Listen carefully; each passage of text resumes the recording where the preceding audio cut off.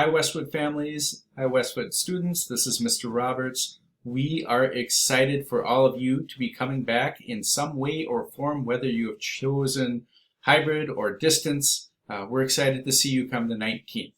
And I have some information I want to share, especially for our families that are coming back in hybrid form, just to show you some of the things that are different as we start school again this year back. All right, just a reminder about some information and a little bit that's changed. We have our first bell at 8:50. People can come in the building at 8:45. So if you are if you are being dropped off by car or you're walking, please know you will not be able to enter the building before 8:45, and we will not let people congregate or wait outside the door because we're trying to social distance. So please don't come before 8:45. Just a reminder, school gets done at 3:20 and our office is from 7:30 in the morning until 4 p.m. Parents and families, just a reminder, before school, please check your child for symptoms of COVID-19. If a child isn't feeling well, if they're feeling ill, please do not send them to school. If they do come and they're showing symptoms, we will have to send them to the nurse and you'll have to come pick them up right away. So it's really important that kids are healthy when they arrive for the safety of all of us. Also, I ask you to please consider updating your emergency contact information in the hub to include people who can pick up your child if you can't.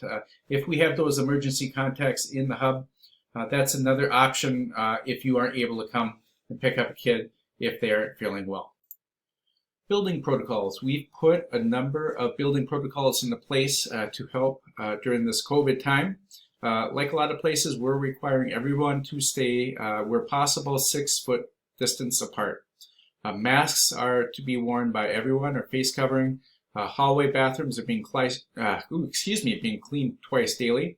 We're limiting the number of students in any location.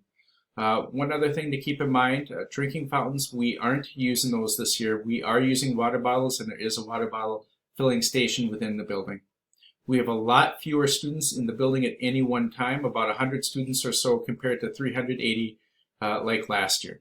So we're doing a lot of different things to try to keep our students safer, and just know that we'll continue to do that, and there might be some changes, but we'll continue to follow best practices as shown by MDE, Minnesota Department of Education. Hybrid information. Just a reminder, if you are an A-day student, you come to school on Monday and Thursday. If you're a B-day, Tuesday and Friday. All students, whether you're distance, hybrid, A or B, everyone always has a Google Meet at 9 o'clock on Wednesdays with your homeroom teacher. Hybrid and home attendance days. If you're a hybrid student and it's one of those days that you're at home, just remember that you will have a seesaw attendance activity to complete each day by 9:30. It will be really quick, probably just a minute or two, and that's one way that we are able to take attendance. The rest of the activities you can complete throughout the day whenever that works best for you and your family. So just be aware of that. If you are feeling sick, families, if you have a student that's feeling sick, please call the Westwood attendance line and leave a message so that we know that the number is right there. Distance learner students. Your experience, it's going to be as similar as possible as to what we have been doing so far. There might be an additional live teaching time, Google Meet teaching time. We'll have to wait and see on that, but more than likely something like that will happen. Special education, EL, intervention, and para supports are also available to distance learner. Monthly materials are going to be distributed too, just like with the library books. Our next time will be October 28th. If you have questions or you need more supports for successful learning at home, please contact me and I will work to ensure that that happens. A little bit of information for our hybrid students arriving at school. If you are a walker, as a reminder again, students can enter Westwood at 8:45. We do have breakfast. It is free. Carpoolers, you can start entering at 8:45 also. Please drive up all the way up to here where this car is, the second light pole, so that if there's cars behind you, we can get as many up there as possible. But one change, due to health concerns, parents, I'm sorry, but you will not be able to walk your students to the classrooms this year. We really are working to limit the amount of people that are in the building at any one time. If you need to communicate with the school, if you need to communicate with a teacher, feel free to call. You can call the school office too, or you're always welcome to stop into the office if there's a quick question we can answer. But just know that we, unfortunately, will really be limiting how many family members can be in the building. We will not be able to have families eat lunch with their kids at this point. I hope that will change in the future this year, but right now we are not able to do that. End of the day student dismissal. Our students are dismissed at 3:20. If you are picking up your student by car, once again, please pull up as far as you can, at least until close to that second light pole there. Stay in your car, and your child will be brought out to you, will be helped by one of our staff members. If your child is not there yet, we will ask you to pull forward, pull around, and go to the end of the line so that we can keep things moving.